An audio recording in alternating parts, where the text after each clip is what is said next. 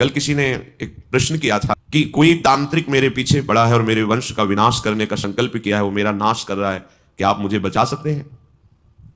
आपको सच्ची कहते हैं, किसी भी तंत्र में और किसी भी मंत्र में इतनी ताकत है कि नहीं जो राधा नाम का जप करता है उसके ऊपर प्रयोग हो जाए। ये हम नहीं, अपने आचार्य बड़े बड़े महापुरुषों की बात कह रहे हैं। आपने अपना आराध्य देव मान लिया है और राधा राधा राधा, हम आपको अपने विश्वास और अपने हृदय और अपने आचार्यों की वाणी के अनुसार कहते हैं, किसी भी तंत्र का प्रयोग नहीं होगा।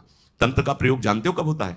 जब तुम्हारा अशुभ कर्म तुम्हारे ऊपर लागू होता है तो वैसे ही संयोग बन जाता है और वही तुम्हें दंड देने के लिए तैयार हो जाता है। अगर हमारा कर्म हमको दंड देने के लिए तैयार नहीं तो वैसे भी कोई तुम्हें दंड नहीं दे सकता। यदि तुमने किसी के वंश का विनाश किया है किसी जन्म में तो तुम्हारे वंश का विनाश होगा, वो नहीं तो तुम्हारा कर्म करेगा।